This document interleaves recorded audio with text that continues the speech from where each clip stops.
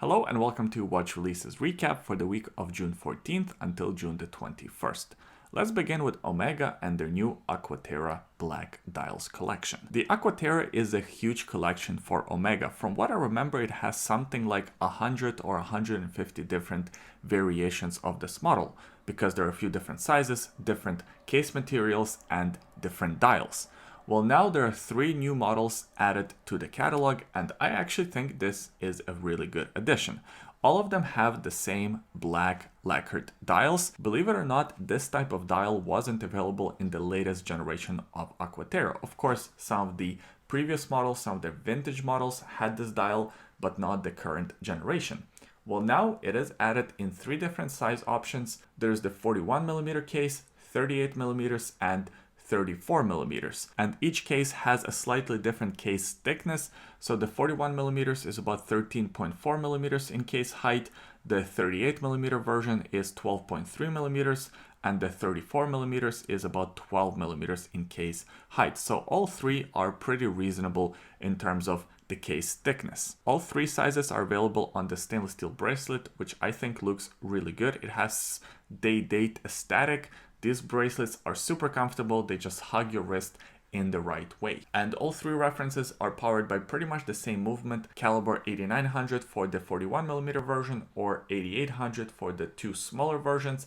It's essentially the same movement, beating at 25,200 vibrations per hour. It's a master chronometer certified mechanism with 60 hours of power reserve. And all 3 versions are priced at the same price point, $6,600. But this wasn't the only Omega release. This wasn't even the only Aqua Terra release. There's also this new blue dialed version nicknamed Mondo. Mondo is a nickname of a Swedish pole vaulter named Armand Duplantis.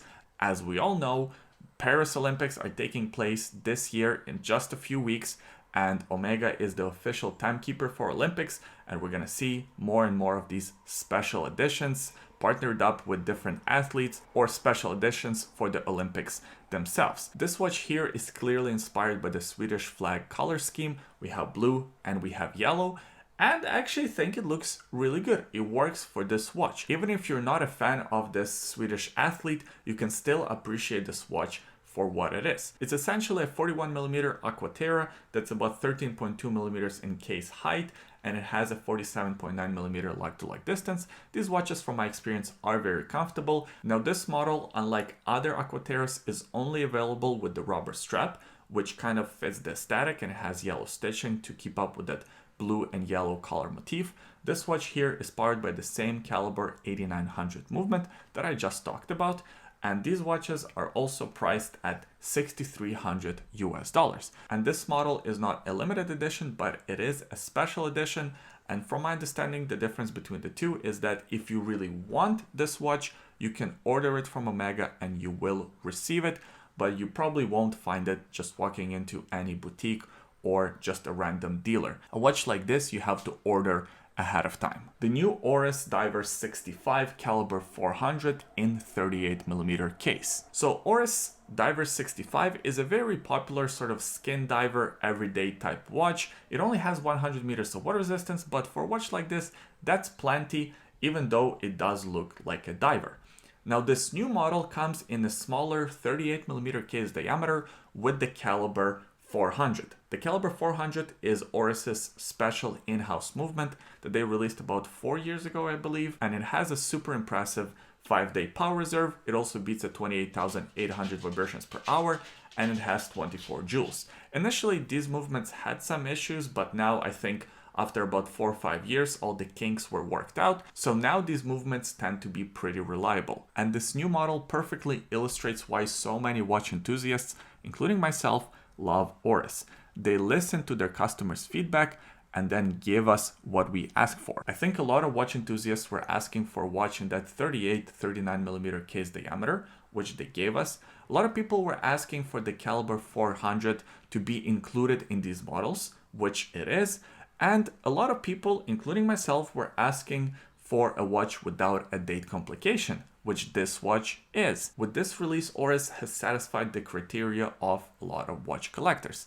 The watch also looks pretty attractive. It has this green dial and the stainless steel looking bezel, 120 click, unidirectional, and this is not a limited edition. It will be added to the standard catalog. These watches will be priced at 3,600 Swiss francs, so that's about what, 4,200 US dollars or somewhere around there. The new Panerai Submersible Elux, reference PAM 01800. Panerai Watch Company, in my opinion, has a bit of a problem. They have this very iconic look and they have a very passionate fan base for this specific watch, which makes it hard to innovate.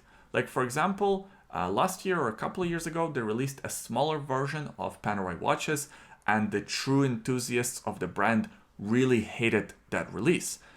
Clearly, Panerai watch community wants something very specific, but I'm not sure if they want this. This watch is a monster. 49mm case diameter, 22mm case height. Just incredible case thickness. You have to have some really manly wrists to pull off a watch like this. It comes with 500 meters of water resistance. It's powered by the in-house caliber P9010, which is an automatic winding movement beating at 28,800 vibrations per hour and having 72 hours of power reserve. But what's really cool about this watch and what makes it different is this Elux technology. It's essentially an old technology from 1960s, I believe, and what it does, it uses a kinetic energy generated by a rotor, just like the standard sort of power reserve, but it uses that energy to power LED lights. There is no electronics from my understanding, there is no battery, there is no semiconductors or anything like that. It's just this clever way to use the kinetic energy from the rotor to power these LEDs. And the power reserve should last you about 30 minutes of light, which is a very kind of cool and unique proposition. Not sure how much better that is than the standard, let's say, Super Luminova or something like that, but nevertheless, you can't argue that that is a cool proposition. There's the stab on the side of the case by the 8 o'clock position. You pull the stab out and that will engage this lume, and as I said, it will last about 30 minutes. Kind of a cool concept, and that's what makes this watch different and unique.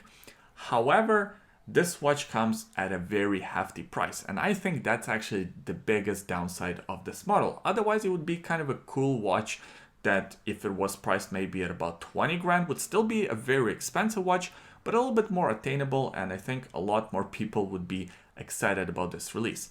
This is a limited edition. I think they're planning to sell 200 pieces, and they're gonna make 50 pieces a year for 4 years, something like that. But the price tag is just out of this world. It's $96,300 US dollars. Let me repeat that again, $96,300 US dollars. I understand that it has this really cool technology, but I'm not sure how much people are willing to pay for this technology, especially if it's not exactly clear how much better this technology is versus the standard lume. And also the watch does feature standard lume because this LED light only lasts for about 30 minutes, and if your dive is longer than 30 minutes, you still need the standard lume. So yeah, I don't know. I think Panerai is in a bit of crisis. At least they're trying something new, but I'm not sure how popular this watch will be. The new Seiko Presage reference SRPL07 and SRPL09. Seiko Presage has a pretty big catalog of watches. The Presage line within Seiko could be its own watch brand. There's some dress timepieces and there are also some sportier timepieces, like these sort of style 60s models. I think they came out about a couple of years ago. There was the black dial version with some gilt accents. There was also the white dial version with the burgundy bezel that I think was very popular with watch collectors. This year, 2024, there are a couple of new references, one with the blue dial, one with the black dial, and both versions this time feature a stainless steel bezel, which I think looks really good, but you should note that this bezel is not functioning. It doesn't turn in either direction. It's just there for the aesthetics and a little bit of functionality telling you every 10-minute increment. There's also a date window between the 4 and the 5. Not a huge fan of that design element, although on this watch I think it's integrated fairly well. The case dimensions are very reasonable, 39.5mm diameter, 12mm case height, which is very good, especially since this model comes with the boxed hardlex crystal. That's right, no sapphire crystal for these models. Seiko is still sticking with their hard legs. These ones are powered by the introductory caliber 4R35 automatic movement. It's a pretty simple movement, 23 joules beating at 21,600 vibrations per hour, and this movement has 40 hours of power reserve. The accuracy is not the best, but at least these movements are reliable. Now, in terms of the bracelet, it kind of looks like a 5-link bracelet, but it's actually a 3-link bracelet. Seiko does a bit of a optical illusion here, and of course a little bit of money savings.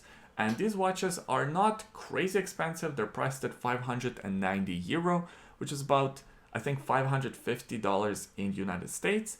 So yeah, not a cheap watch, but not crazy expensive, out of this world.